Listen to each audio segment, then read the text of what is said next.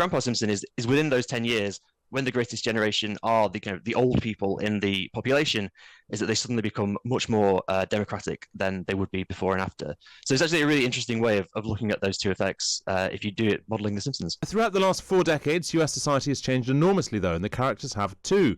But for some reason, nobody's bothered to model their likely voting patterns to explain broad shifts in American politics. Until now. James Beckwoldt has performed this crucial task on his Substack page and joins me now. Hello, James. Thanks so much for having me. Thanks for being with us. Why did you do this? Well, I've spent far too long watching The Simpsons throughout my life, to the extent that whenever anything happens in politics or in life, I can almost always think of a relevant Simpsons quote. But the main motivation was just, there's a lot of speculation on how would the Simpsons characters vote in real life? Would Homer really be MAGA? And I thought, well, we know roughly how old characters in The Simpsons are. We know their education, their income, their religion, their race, etc. So for those demographics, we have decades of real survey data on how people like that actually voted. So I thought, well, why not have a look and see and kind of end the speculation? Well, let's tackle some of them. Let's start with Homer. He's the typical working man. How's his politics changed since 1989? Well, it's Homer and Marge are quite similar, actually. So in the 20th century, people with Homer and Marge's demographics are the kind of classic swing voters. So they go with the US as a whole went. So when the Democrats do well in the election, Homer and Marge tend to vote for the Democrats. When Republicans did well, Homer and Marge tend to go for the Republicans. But what you see is a huge change in the 21st century. So remember, this is still modeling the exact same demographics. So it's like, for it's white, for Homer, obviously male and female. Marge is a housewife, Homer is a full-time worker. So people like that are swing voters in the 20th century. But then in the 21st century, it changes quite a lot. So Homer and Marge become way more Republican. And this is true even when the Democrats do well nationally. So like in Obama in 2008, wins by quite a large margin in the nation as a whole, but now Homer and Marge back the Republicans to a much bigger extent. So it's a really big change, particularly starting in 2000. And you've got Mr. Burns going the other way. Yeah, this one was a real shock. So this is a kind of an important caveat in the data here, is that it doesn't include for business ownership or something, which if it did, it would almost certainly push Burns further to the Republicans. However, a person with Mr. Burns' high income, high education demographics is now a really strong predictor of being a Democrat. So again, it's a change from the 20th century. So back then, high income, high education, a great predictor of voting for the Republicans. So people with Mr. Burns' demographics voted like 90% for Richard Nixon in 1972, 85% even for like John McCain in 2008. But then it just collapses after that, particularly when Trump comes onto the scene. So in 2016, Mr. Burns' demographics, they give Trump just about a majority, but in the last election, it was just 19%. So again, it's the same demographics all the way through, but just 19% voting for the Republicans last year, 2 years ago. So I've got some issues with Mr. Burns. I looked this up, and Forbes calculates his wealth somehow as $1.3 billion. And one would have thought the billionaire class were still sort of pretty MAGA, aren't they? Well, that is true. I mean, the problem with obviously surveys is that the number of billionaires out there who are filling out surveys is quite low. So we can only model it as like the top 5% of income.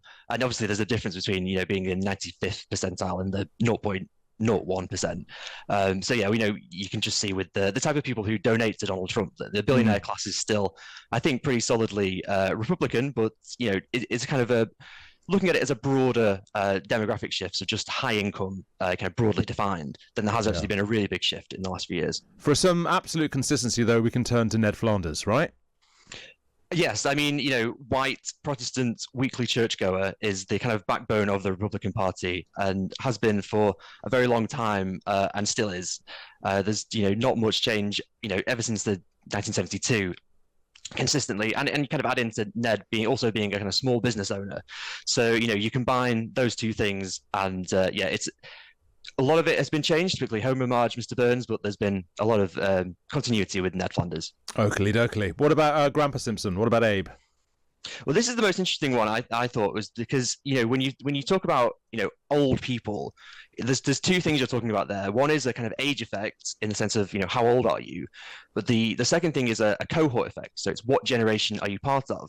So what we see with Grandpa Simpson is you think old white man, they must be voting for the Republicans, they're right wing, and that's true for most of the period. However, there is a kind of in-between bit between about kind of 1988 and 2000, where he suddenly becomes a lot more democratic than you would expect, both before and after. And what that is that during that period, kind of old people were what gets called the greatest generation. So the people who fought in World War II, who kind of grew up during the Great Depression. So all of their kind of political kind of socialization is the academic term, but in those impressionable years, they experienced the Great Depression, which was under Republican Herbert Hoover. Then they experienced the New Deal and winning World War II under Democrat Franklin Roosevelt. So this gives them a lifelong greater association with the Democrats. And what you see this with modeling Grandpa Simpson is within those 10 years, when the greatest generation are the kind of the old people in the population, is that they suddenly become much more democratic than they would be before and after. So it's actually a really interesting way of looking at those two effects if you do it modeling The Simpsons. This is brilliant stuff. Look, finally, tell us about Carl Carlson and Waylon Smithers, who I guess represent the black and LGBT vote, respectively.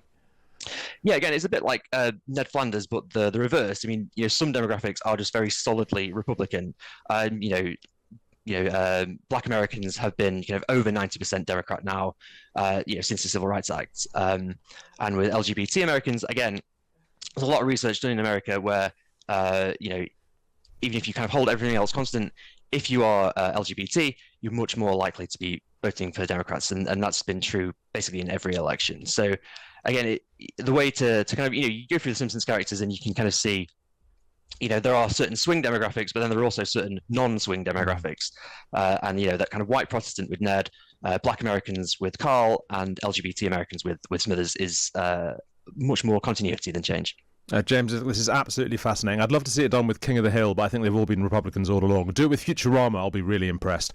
James Beckwoldt, thank you very much indeed, and you can read all about that on James's Substack page. Thank you, James.